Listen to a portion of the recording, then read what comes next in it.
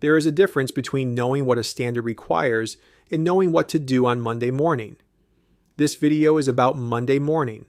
I am going to give you an implementation sequence that works in the order that avoids rework with a realistic idea of how long each phase takes.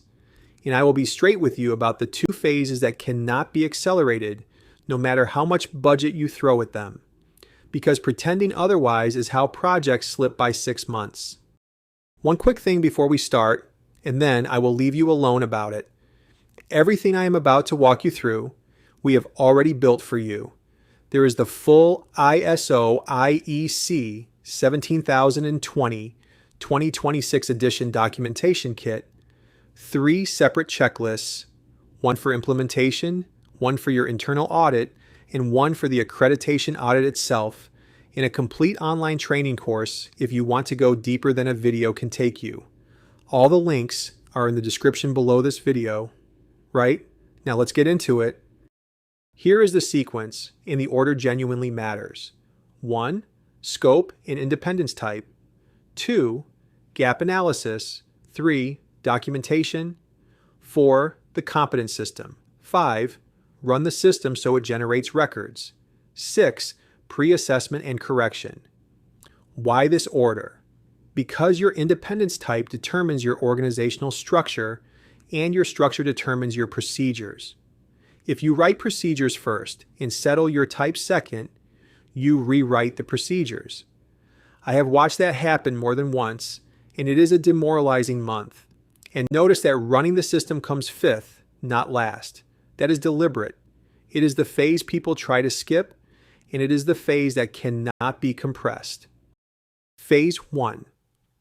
Write your scope the way Clause 5.2.3 describes it. The field and range of inspection, the stage of inspection, and the regulations, schemes, standards, or specifications you inspect against. Then apply one brutal test to every line of it. Can you name a specific person who is competent to do this and who can be observed doing it during assessment? If you cannot, that line comes out of the scope, or you hire. There is no third option. In parallel, settle your independence type per activity against Annex A. 4 conditions for Type A.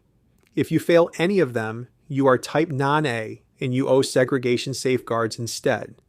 2 to 4 weeks if the management team is available to decide. Longer if the decision keeps being deferred, which is usually the real problem. Phase 2, gap analysis, and do it requirement by requirement rather than clause by clause, because a single clause can hide 5 separate obligations. For each requirement, write down the evidence you would put in front of an assessor. Not the procedure name, the evidence.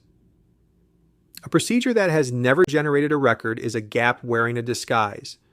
And flag the genuinely new requirements of this edition separately, because you have no legacy material for them at all.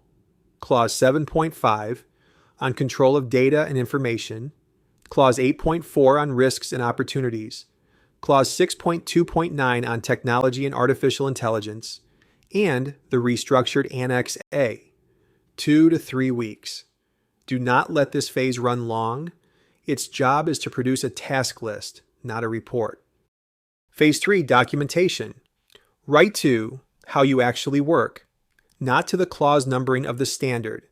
Clause 8.3.4 lets you reference documents from the management system rather than rewrite them inside it, so use that.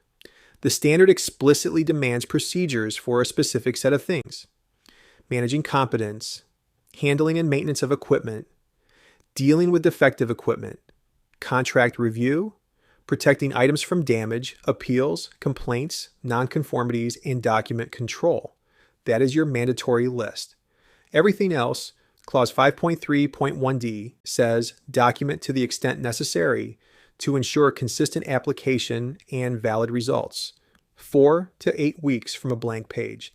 A fraction of that if you start from a kit. And one piece of advice. If your inspectors will not read it, it will not be followed, and the assessor will find that out in about 10 minutes. Phase 4, the competence system, and I would give this more attention than anything else on the list. You need competence requirements defined per function and per inspection activity. You need authorization records that say who is authorized for exactly what, signed and dated, because Clause 6.1.2d makes authorization a distinct stage. You need a monitoring program with a defined frequency and method. And you need observation records, because Clause 6.1.7 requires each inspector to be observed performing inspection. 3 to 6 weeks to design and populate. But understand what you are building. This system never finishes. Monitoring, training needs, and reauthorization continue for as long as the body exists. And Clause 6.1.6 requires the monitoring results to feed both training needs and the maintenance of authorization. Phase 5. This is the phase that cannot be bought, borrowed, or accelerated, and I want to be very direct about it. Your management system has to actually run and generate records before anybody can assess whether it works. You need a full internal audit that covers every requirement of the standard across every field of inspection in every premises where inspection is managed or performed. You need a management review that addresses the 15 inputs listed in Clause 8.7.2. You need impartiality monitoring entries that reflect real relationships you examined. You need inspections performed under the new procedures with records to sample. Realistically, 3 to 6 months of genuine operation. Every body that tries to shorten this phase ends up extending it because the assessment finds nothing to sample and you go round again. Phase 6 pre-assessment. Run the accreditation audit on yourself in the same sequence the assessor will use. Document review, then records and competence files, then a witnessed inspection. Rehearse that witnessed inspection properly with somebody who will tell you the truth rather than reassure you. The witnessed assessment is where technical competence is judged, and it is very hard to recover from a poor one. When you find things, and you will, close them the way Clause 8.5.2c requires. Review and analyze the nonconformity. Determine its causes, and determine whether similar nonconformities exist or could occur elsewhere. A correction without a cause is the single most common weak point I see in corrective action records. 2 to 4 weeks, and then you are ready to apply. So what does the whole thing actually take? From a blank page with a body that has never been accredited, 9 to 15 months to assessment is honest. From an existing system that already conformed to the 2012 edition, 4 to 8 months, because your gap is narrower and your records already exist. And notice what the variable is. It is almost never the writing. Documentation is the phase everyone worries about, and it is the phase that finishes fastest.